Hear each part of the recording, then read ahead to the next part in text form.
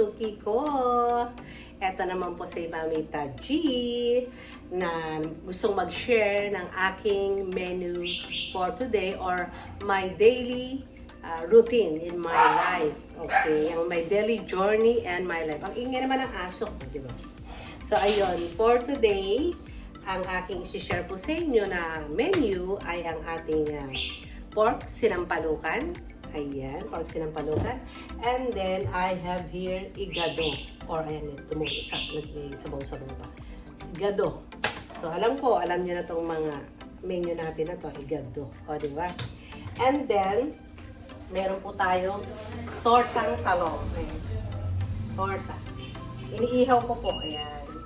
Tortang talong. So, habang tayo ay nagpe-prepare, nagkakapag-ihaw tayo ng tortang talong.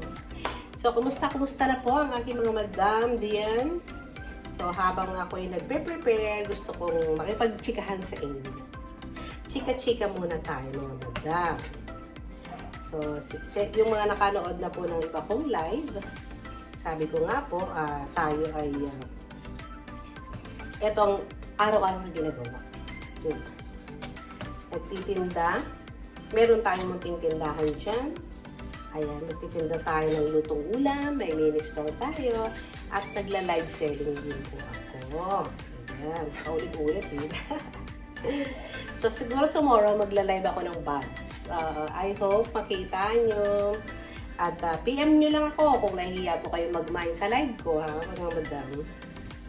Diba, may pa-commercial habang naghihiwa, diba? So, ayan, piniprepare ko yung igado. Na-chop ko na po yung aking chicken for sinampalukan. Sino may favorite ng sinampalukan? Kasi kami po, sobrang favorite namin yan. Ang sinampalukan po, sa hindi nakakaalam, yan po parang sinigang na manok. Sinigang na manok po siya. Ganun lang po yun. Ano yun, Tagalog na word yan. Sinampalukang manok. Sa amin sa Rizal, yun po yung aming favorite. Sinampalukang manok. Kahit wala na kayong prito. So, nilalagyan niya ng mustasa. Kahit anong ilagay nyo, sitaw, ayan, di ba? Kahit anong ilagay nyo po is okay. Sa igado naman, hindi nakakalam ng igado. Oops, pumutok na yung aking tamo. O, di ba? Pumutok. Strawberry. So, tawag dito. Balik tayo sa aking igado. Ang igado naman po ay pork with atay, which is pwede nyo naman lagyan ng green peas, labanos, bell pepper, or carrots. Ayan, as an extender. So, kung ayaw nyo, pwede rin naman. Niluluto po siya sa vinegar. Ayan. Soy sauce and vinegar. Mamaya po, papakita ko sa inyo kung paano luto. Sobrang easy lang mga. I hope, in my own little way, ay makapulot po kayo sa akin ng mga ganito. Diba? Yung mga ganitong simpleng luto lang. Which is, alam ko naman, mga expert kayo dyan. Ako po kasi ay, tawag dito. Nung araw pa po talaga, bata-bata pa ako, talaga po, nag-aano na po ako, mahilig na po ako magluto-luto. Siguro po, naman ako sa mother ko kasi mahilig at masarap magluto si mother. So, malaki ang kaluluwa ni mother. So, ayun po. Mamaya, habang niluluto ko to, isasama ko kayo. Ipapakita ko sa inyo. Sobrang simple lang, mga madam. Para, alam nyo mga madam, ang way ko po nito, kaya po ako nag-vlog. Yung mga kagaya kong mamsi, di ba, na iniisip, ano bang magawang hanap buhay? Di ba? Lalo kung maganda yung place ninyo, why not na kayo magtinda rin? At the same time, magluluto ulam na rin, may mini-store kayo, halimbawa. Di ba sayang naman mga madam? Kasi di ba ang problema natin araw-araw is chicha or pagkain. Diba? So ayun, magluto lang ng magluto para sa family. Di ba? Malibre ka lang ng ulam sa magwapon, malaking bagay na po yan. Alam niyo po yan. So ayan, may tumatawag sa akin. So mamaya na po again, ipapakita ko sa inyo kung paano ang pagluluto. See you later. Babush! Ito po yung ating ingredients sa ating menu for today. Mustasa for sinampalukan, sitaw. And then for igado, ayan po ang carrots, labanos, and bell pepper. Magtotortang talong din po tayo. And ayan, nakamarinate na po yung ating igado. Diba yan po sabi ko sa inyo, ang secret ay laging i-marinate ang inyong mga may sauce na ulam para mas malinamnam. Okay, see you later. Hello, I'm back again, mga Suki Bells. Diba? So, ayan po, na-marinate ko na yung ating pork igado. Okay, this is my pork igado. And then, mag-gigisa naman tayo ng sinampalukang manok. So, ayan, little bit oil. Konting-konting oil lang. Konting oil lang, konti. Patak lang kasi yung chicken, di ba, meron siyang oil yung chicken. So, again, meron po yung ginger. Konting ginger lang. Konting ginger. Naglagay para, di ba, para sindi ang apoy. Ang saya-saya, di ba?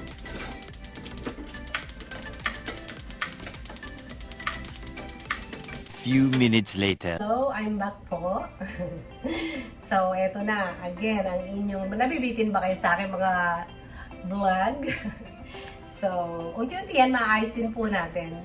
Again, good morning, good morning! Ayan, sa mga bagong pasok lang, good morning po. And blessed Thursday po today. Okay, so ito po yung menu ko. Start na po ako. Again, may menu is silang palukang manok, igado, and tortang talong. Mga simple lang po sila, pero I want to share my own version. Okay? So, ayan, na-marinate ko na po yung ating igado, pork igado. Pork with atay and naka-marinate po na siya sa, minarinate ko muna bago ko po siya ginisa. Siya po ay naka-marinate po sa vinegar, soy sauce, bawang, sibuyas, paminta, and laurel. Ayun. So, after marination, mga 10 to 15 minutes, ginisa ko na po siya. So, ayan na po siya. And again, my technique is, para madaling lumambot ang baboy, pag lumakas, kumulo ng isang malakas, hinaan nyo na po. Parang pressure cooker yan, mga madam. May natutunan kayo sa inyong Mamita G. So, next. Ito na po tayo. Magsisinampalukan naman po ako. So, ayan, sa sinampalukang manok po, laging may ginger. Ewan ko po sa iba, pero ako po may ginger. Okay? Ito po ay halong parang sinigang na tinola. Ganun. Try niyo po to, sinampalukang manok. So, ayan, ginger. Ilagay ko na po yung ginger. Kung hindi niyo pa nakikita yung tawag. Ayan siya. Ayan ang ginger. Okay. Konting oil and then ginger. Ayan, pag medyo yung ginger nyo is nag-light brown na siya, lagyan na natin siya ng bawang or garlic. Ako po, alam nyo yung secret ko din. Masahog ako. Marami ako mag-garlic, mag-sibuyas. Which is ngayon, hindi siya dapat kasi mahal. So, ayan. Medyo pa light brown muna natin si ating garlic. So, habang ganyan, giihaw po ako ng talong. Ay, muntik na masunog. Parang sama. So, ayan yung aking talong. Ihaw pa more. So, sa mga bagong pasok po sa YouTube ko, mga madam, ako po ay nagtitinda ng ulam. Ayan. So, ayan, habang nagluluto, naggagisa, tatanggal tayo ng balat ng talong. O, diba, mga madam? Walang sayang na oras ang inyong mamita. Just call me Mamita G. Kasi po, my name is Gina. Ayan. Kaya Mamita. Kasi Mamita means, ano na siya. Lola na po ako, Lola. Ayaw patawag Lola. Kaya Mamita na lang. Yan po ang tawag kasi sa akin ng mga apo ko. Mamita. O, diba? Parang hindi masyadong lolang Lola. Diba, mga madam? So, ayan po. Our menu for today. Na very simple. Pork igado, sinampalukang chicken, and tortang talong. Alam ko, favorite nyo rin itong mga madam. Aminin. aminin. So, hindi pa nagbabrown yung ating garlic. So, ayan muna natin siya dyan. Chika-chika muna tayo. Pag may bumili, mahihinto na naman tayo, mga madam. Kayo po, anong ulam nyo for today? What's your menu for today?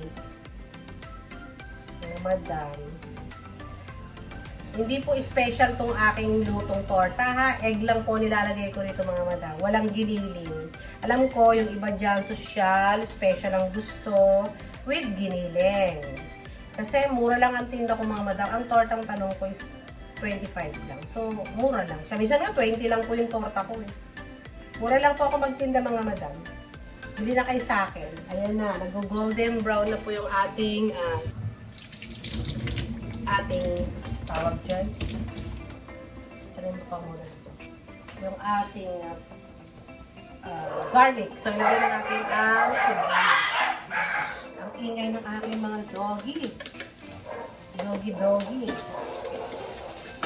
So, pagsabay na natin yung sibuyas, isang mabuti ang sibuyas, at saka ang ating kamatis. Diba? Sinampalutan. Yung iba feeling ko, hindi alam to, ng mga madam. Ayan. So, isang mabuti, lagyan ng konting patis. Pampalasa. Antimano maganda, mga madam, bigyan nyo na ng patis. Kasi, para may lasa na po siya yung kakapit sa manok. Okay? Ingay, di ba? Kumain. So, takpan natin. Takpan ang ating isang gulay. And let's check it out. Tignan nyo, kumukulo na, oh. Ang lakas na ng kulo, mga madam. So, ilo-low fire na natin ito kasi malakas na yung apoy para madali siyang lumambot. So, again, may laurel ito, vinegar, soy sauce, and paminta, pepper. Ayan. May konting patis na rin siya. Kaya talaga kita nyo, may sabaw na siyang konti. Parang nalalaitan ako sa kanya. Gusto ko medyo makulay. Ayan. So, sa amoy ko pa lang, alam ko na po yan kung yung suka niya is okay. Ayan, naamoy ko yung suka. Hihinaan ko, mga madam, para siyang pressure cooker. Hihinaan ko siya. Maya-maya lang po, mga madam, malambot na po yan. So, ito namang ating sinampalukang manok. Ayan, isago yung ating kamaris. So, let's put the chicken. Okay? Lagyan na yung chicken dahil malambot na si kamatis. Wow! Ganun lang yun, mga madam. Igisa. Okay ng doggy. Oh my God. So, ayan. Dagdagan natin ng konting patis. And konting pepper. Para may sipa ng konti. May kick, sabi nga nila. So, ayan. Yan. Okay. So, balikan ko kayo, mga madam. Malapit na tayo matapos. See you again. I'm back. Ang inyong mamita is back. So, ito na siya. Sobrang lambot na po ng ating pork igado. Kaya ilalagay na natin ang ating mga extender. Ang ilagay po natin ay labanos, carrots, and bell pepper, and chili. Chili. So, palambutin lang natin to and it's done. Now, punta naman tayo sa ating sinampalukang manok. So, the sinampalukan is already malambot na rin. Ayan, very tender na siya. So, lalagyan ko naman po siya ng pang-sigang. Okay? Lagyan natin ng sinigang. Isa't kalahati lang sa ganitong karami nilalagay ko. So, masyado yung maasim. Tikman muna natin. Baka mamaya sobrang asim o matabang. Let's try and taste it.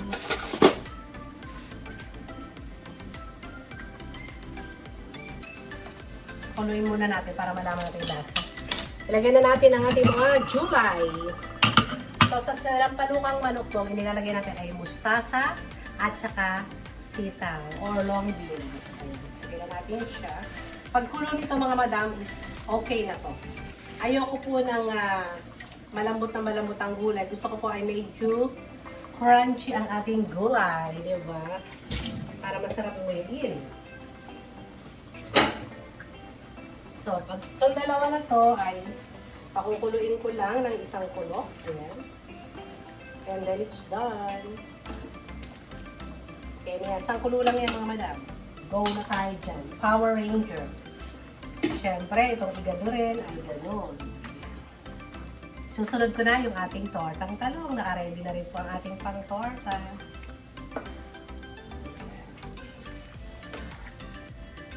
So, yun ay palalambutin lang ulit.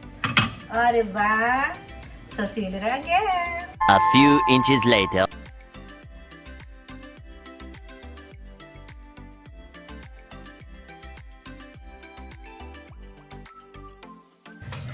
Ang pagbabalik ng inyong mamita. So, ayan, tapos na po yung ating igado, tapos na po yung sinampalukang manok. Ito po, ginagawa ko naman ay ang simpleng tortang talong ko, mga madam.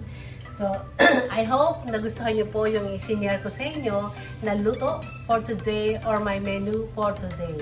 Sana po ay meron kayong nakuhang idea sa mga niluto ko na kahit alam niyo naman po itong lahat lutuin dahil napakasimple lang naman po. Yung akin lang po ay gusto ko ma-share ang aking everyday routine. So, thank you very much. Maraming salamat sa panonood niyo. Sana po kung nagustuhan niyo itong live ko, paki-share naman po, paki-comment, and paki-likes. Paki-subscribe na rin mga madam. Thank you very much. Stay healthy always, and God bless us all. Bye-bye! See you tomorrow!